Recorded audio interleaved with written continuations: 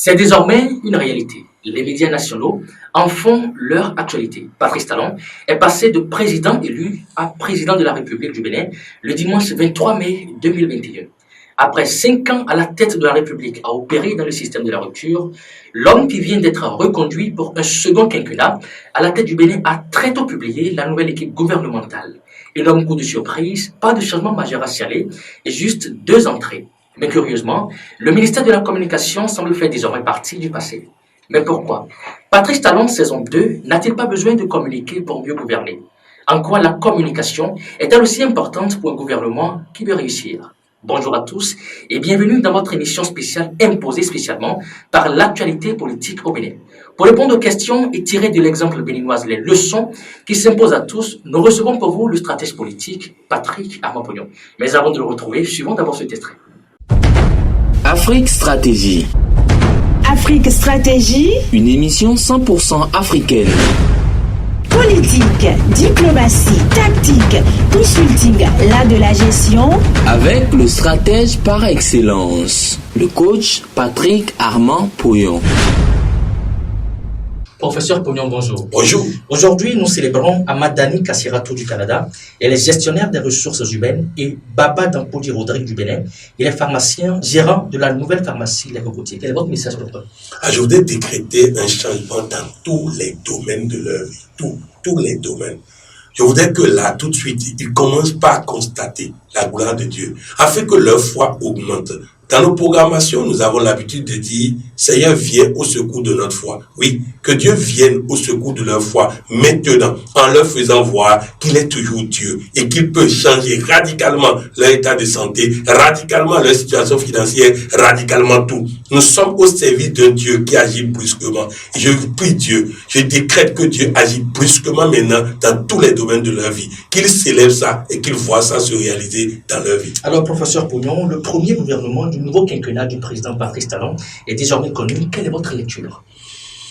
D'abord, je dois rassurer les uns et les autres que dans les métaprogrammes, c'est-à-dire les programmes de Dieu écrits en nous, les programmes de Dieu écrits en nous, parce que souvent on parle de programmation et c'est l'homme qui décide de la suite, mais il y a les métaprogrammes, les programmes de Dieu écrits sur nous. Nous étudions ça dans le domaine du coaching. Je vais vous l'expliquer par l'informatique, vous allez comprendre.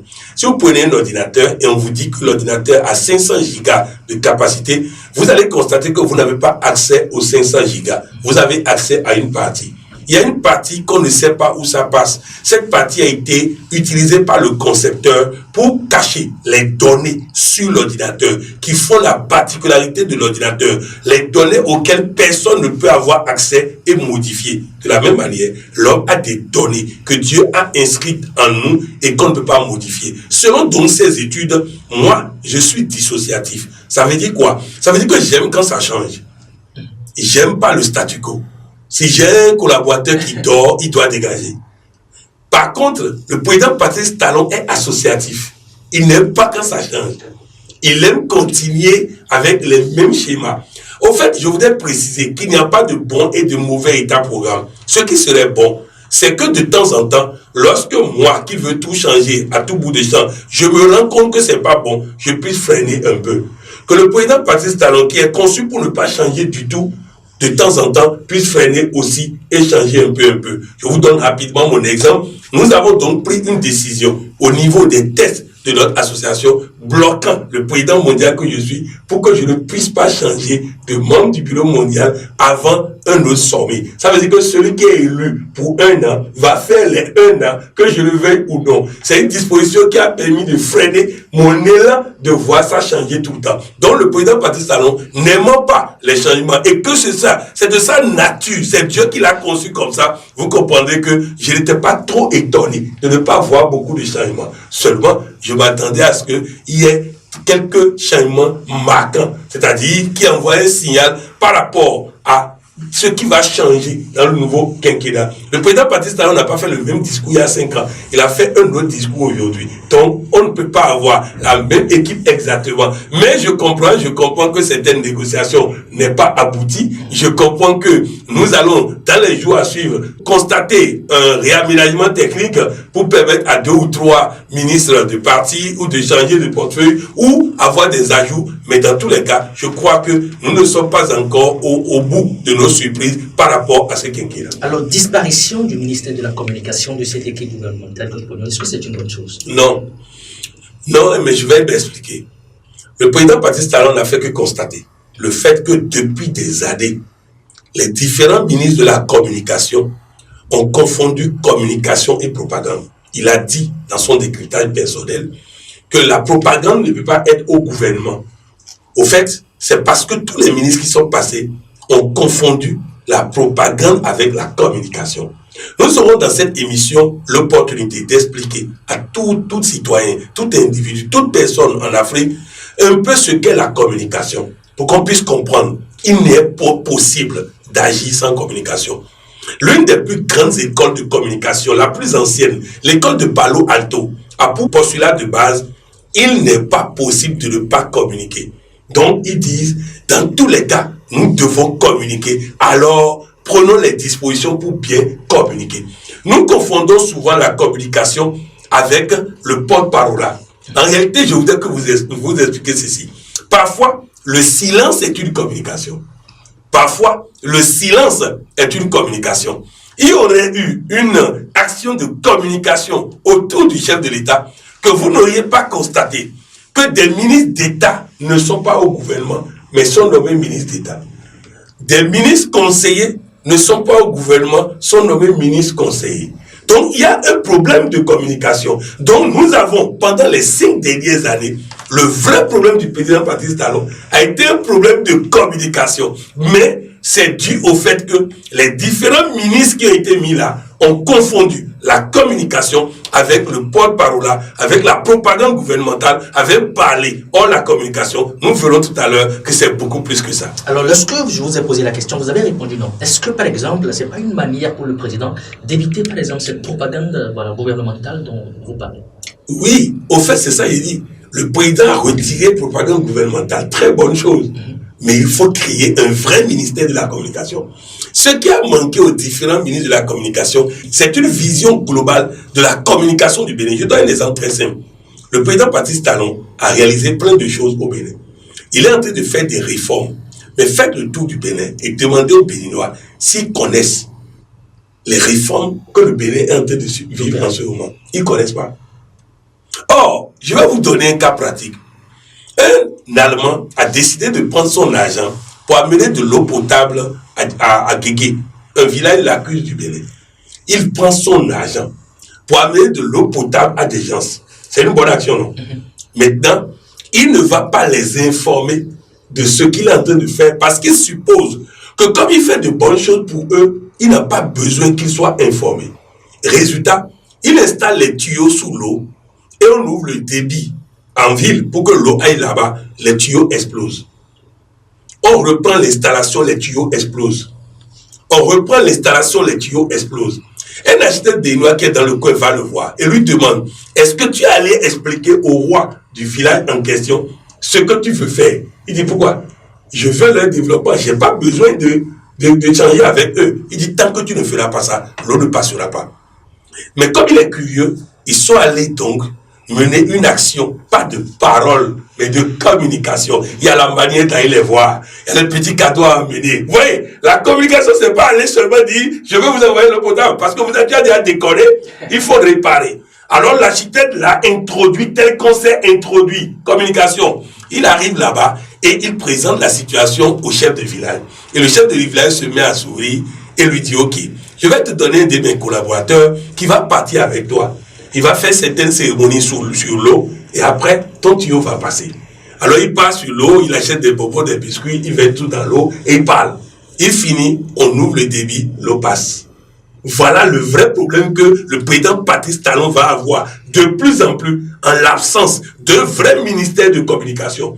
Il fait de très bonnes choses dans beaucoup de domaines, même par rapport aux opposants. Je vais vous dire, pour que les opposants se sentent dirigés par le président Patrice Talon, afin qu'il soit le président de tous les Béninois, il faut une communication vis-à-vis des opposants. Mais une communication, c'est pas passer à la télé et leur parler, non. C'est des actions. Il faut trouver les intermédiaires, il faut trouver les personnes ressources qui vont aller intervenir. Bref, je voudrais préciser que nous sommes en train de faire cette émission parce que le président Patrice Talon nous a dit qu'il voulait supprimer le médiateur de la République. Mais qu'après, il a compris que c'est utile.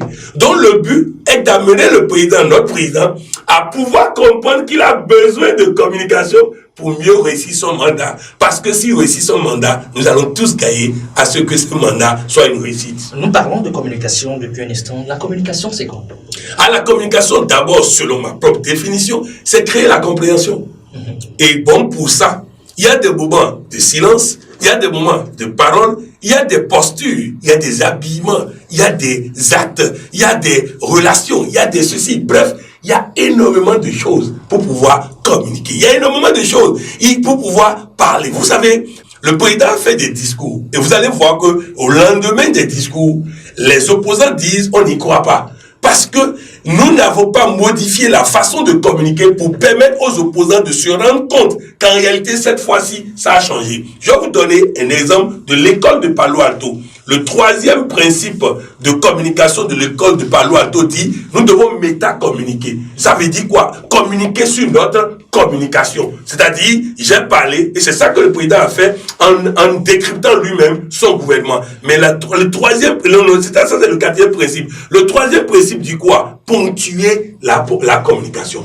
Ponctuer nos échanges. Ça veut dire quoi? J'ai fait de telle manière, ils n'ont pas compris. Et si je faisais de telle manière, j'ai dit ça de telle manière, ils n'ont pas compris. Et si je disais ça de telle manière, j'ai envoyé tel émissaire, ça n'a pas marché. Et si j'envoyais tel émissaire, vous voyez, c'est tout ça. C'est de la communication. Et donc, il va falloir qu'une action globale de communication soit menée, non pas seulement au Bénin. Parce que nous sommes en train de parler pour que tous les autres pays africains n'aient plus un ministre qui ne fait que parler. Non, la communication, c'est une vision globale de compréhension. Le Bénin doit être placé au cœur des Béninois. Le Bénin doit être placé au cœur des Béninois. Dans le cœur des Béninois, le Bénin doit être placé. Et dans la communauté internationale, le Bénin doit être vendu. Ça, c'est de la communication. Est-ce qu'on peut vivre sans la communication? Non, personne. Personne, parce que ce que vous devez comprendre, c'est quoi? Ne pas communiquer, c'est une forme de communication. Et est-ce que cette forme est négative, par exemple? Non, mais si ne pas communiquer est une forme de communication, ça veut dire que si je refuse de communiquer et je ne maîtrise pas ma non-communication, ça communique toujours un message à mon insu. En philosophie, on dit, s'il faut philosopher, philosophons. S'il ne faut pas philosopher, philosophons pour le dire. Pour le dire aussi. S'il faut communiquer, communiquons. S'il ne faut pas communiquer, communiquons pour le dire. Donc vous voyez qu'en réalité, le vrai problème, je vais préciser, le président Patrice Talon a raison de supprimer ce semblant de ministère de la communication. Mais il a besoin d'un ministère de la communication. En quoi la communication peut-il aider justement le président Talon à réussir par exemple son mandat? Très bien. Avant les élections, le Bénin avait été noté, je crois, par les instituts de notation B, perspective positive. Après les élections, le Bénin a été noté B, perspective négative. Qu'est-ce qui s'est passé? Il s'est passé que les agences de notation ont une mauvaise perception du Bénin. Non pas parce que quelque chose a changé, mais parce que la communication du Bénin n'a pas permis que les agences de notation soient rassurées. Je vais aller plus loin, parce que je vais aller sur le terrain du chef de l'État. Je vais aller sur le terrain des réalisations économiques, des performances économiques. Il est chef d'entreprise, il comprendra mieux ce que je vais dire. Vous allez constater que le président américain, comme les présidents européens, parfois sentent le besoin de parler rapidement avant que les bourses ne puissent s'emballer. Parler rapidement. Ça veut dire quoi? La communication a un impact direct sur les agents de notation. La communication a un impact direct sur les agents de notation. Maintenant, pour que tout le monde puisse comprendre ce que ça veut dire agent de notation, lorsque tu vas passer de l'argent sur le marché monétaire, si les agents de notation te donnent C, on va te passer de l'argent avec un taux d'intérêt de 20%. Ils te donnent B, avec perspective négative, tu pourras passer de l'argent avec un taux de 15%. S'ils te donnent B, perspective positive, tu pourras passer de l'argent avec un taux d'intérêt de 5%. Ça veut dire que la façon dont ils te notent détermine la confiance que les financiers ont en toi. Or, la confiance des agents de notation qui entraîne la confiance des financiers vient de la communication qu'on fait vis-à-vis d'eux. Je vais aller plus loin. Le président Patrice Talon a intérêt à ce que là où se décident les choses au plan mondial, je veux parler des Nations Unies, je veux parler des institutions des Nations Unies, je veux parler de l'Union Européenne, je veux parler de l'Union Africaine, je veux parler de ceci, que des Béninois soient là-bas pour défendre les intérêts du Bénin. Il faut de la communication du Bénin pour positionner les fonctionnaires, les cadres béninois dans les institutions internationales. Une communication extérieure. Vous allez dans les institutions internationales, vous allez constater quoi? Les Sénégalais sont en majorité là-bas. Parce qu'il y a une communication du Sénégal pour positionner ces cadres là-bas. Nous devons communiquer pour vendre le Béninois. Nous pouvons communiquer pour vendre le Bénin. Nous devons communiquer pour positionner le Bénin. Je vais aller plus loin. Vous savez, si nous nous développons au Bénin et que les pays voisins ne se développent pas, l'insécurité des pays voisins va venir chez nous.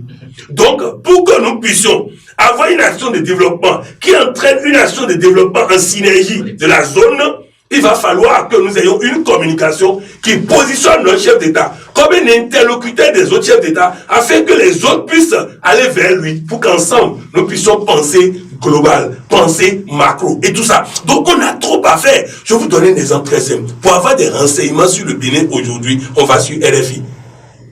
Mais on a besoin de communication. Et pour ça, il va falloir qu'une action de communication soit menée vers l'Union africaine pour que l'Union africaine puisse penser à une radio africaine, à une télévision africaine, pour nous permettre d'avoir l'information plurielle, en temps réel sur l'Afrique et ne pas courir derrière RFI ou France 24 qui nous manipulent. Donc c'est pour dire que c'est un enjeu de développement. Et je vais vous dire, ça va rapporter de l'argent.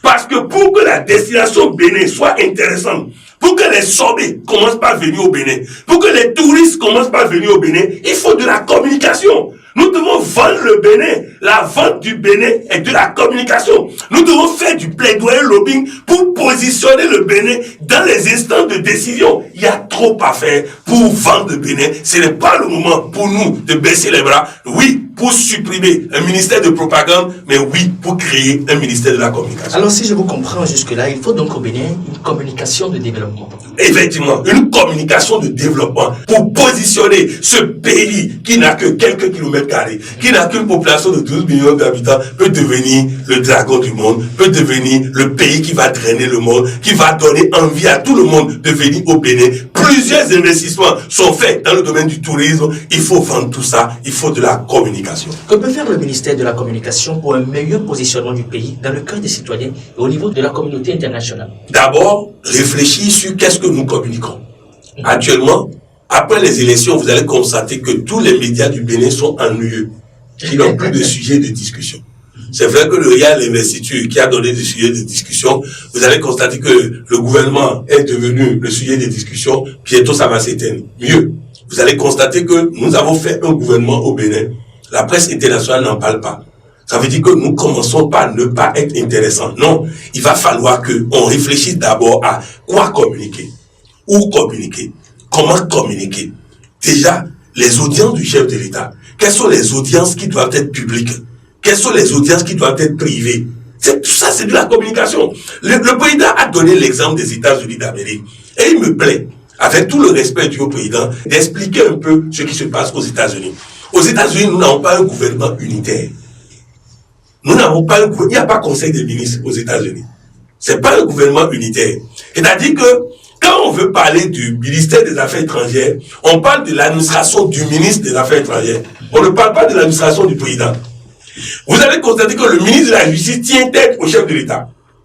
Refuse d'obéir à des instructions. Pour ça, il a besoin, lui, d'une communication qui le permet de vendre ses idées face à la communication du chef de l'État. C'est pour ça qu'il n'y a pas de ministre de la communication, parce que la communication est au cœur de chaque ministère qui a sa communication. Vous avez vu, par exemple, le ministre des Affaires étrangères des États-Unis est allé en Israël. Vous connaissez ce qu'il a dit? Il a improvisé. Tout est préparé avant qu'il n'arrive.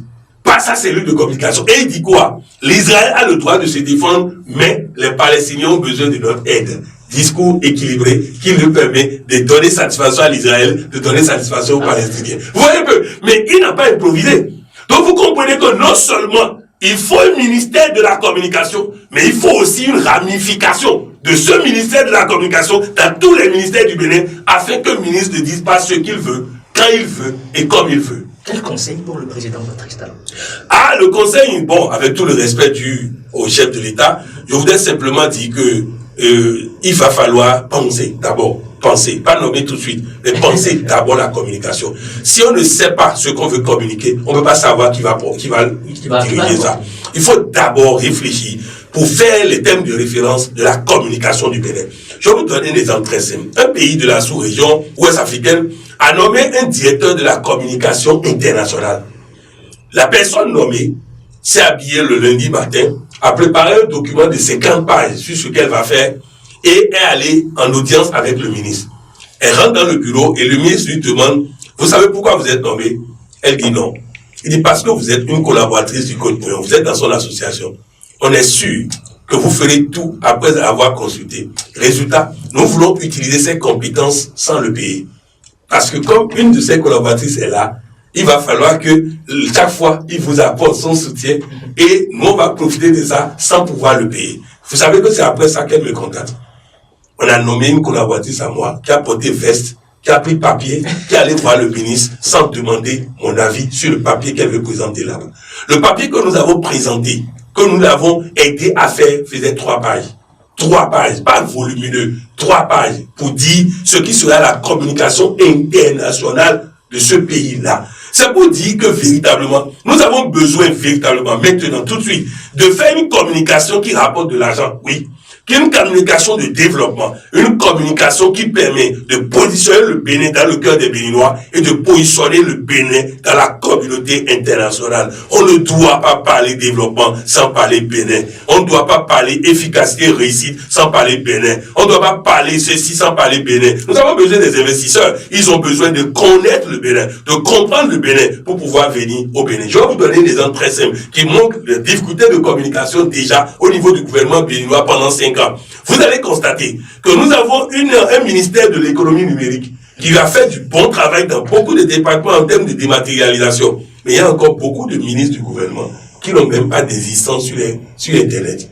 Vous voyez pourquoi il ne faut pas improviser. Il ne suffit pas d'avoir du numérique. Il faut que le numérique serve la communication du gouvernement et ensuite la communication du pays, ainsi de suite, ainsi de suite. Vous avez lancé depuis un moment une formation en leadership de patronat que vous animez déjà en classe Telegram Coach Codon. Quelles sont les nouvelles?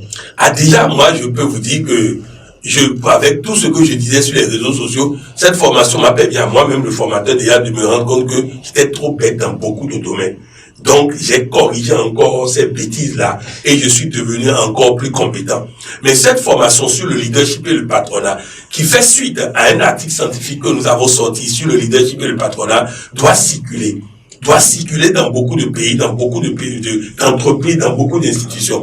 Déjà, je salue les ministères de certains pays d'Afrique qui m'ont contacté pour avoir ce genre de séminaire dans les team building du personnel. Mais nous sommes aussi en train d'envisager regrouper les chefs d'entreprise de certains pays, de certaines villes, dans un séminaire que nous allons faire pour leur permettre en une journée d'avoir des aptitudes de leader, mais doublées d'aptitudes de patron. Nous devons apprendre à utiliser nos capacités de traiter les autres pour gagner beaucoup plus d'argent. Et même en termes de communication, un article scientifique est en cours sur l'oratoire et la communication politique va sortir bientôt et aider aussi les hommes politiques, les chefs d'entreprise et autres à savoir communiquer. La communication, c'est très important, c'est une chose importante. Et cette formation nous permet de nous rendre compte que nous devons toujours apprendre pour pouvoir gagner. Fiat Abidjan organise ce soir un dîner.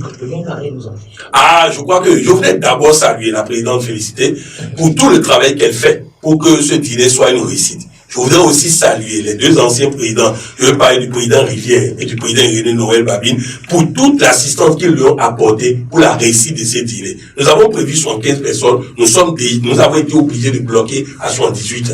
C'est pour vous dire combien l'intérêt de la chose était énorme en Côte d'Ivoire. Je salue aussi le bureau Fiat Côte d'Ivoire, pour le travail qu'ils sont en train de faire dans l'unité, dans la cohésion et surtout l'effet de cette formation de leadership et patronat sur la manière de gouverner déjà les choses en Côte d'Ivoire. Ce soir, ce sera une belle fête. Et quand les anciens présidents, unis avec la présidente en exercice, avec son bureau, avec les membres, quand ils sont ensemble, ça fait unité. Quand il y a unité, Dieu descend. Ce soir, vous serez bénis. Vous serez vraiment bénis à cette rencontre, à ce dîner des gens heureux en Côte d'Ivoire. Professeur Kono, nous sommes à la fin de cette émission. Qu'est-ce que vous dites pour la clôture? Je voudrais dire que cette émission, loin d'être une émission seulement politique, s'adresse à nous tous. Vous êtes père de famille, est-ce que vous communiquez avec votre épouse? Vous êtes une femme, est-ce que vous communiquez avec votre époux? Vous êtes enfant, parent, est-ce qu'on communique?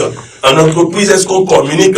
Est-ce que le directeur de l'école communique réellement avec ses enseignants? Communique réellement avec les enfants? Est-ce que nous communiquons réellement? Est-ce que nous faisons en sorte de nous faire comprendre? La communication, c'est la compréhension. Organisons-nous pour nous faire comprendre, au lieu de dire que les gens sont contre nous, que les gens ne nous aiment pas, que les gens ne font pas ceci ou cela. Organisons-nous pour nous faire comprendre et nous allons tout gagner. Merci, professeur. Merci.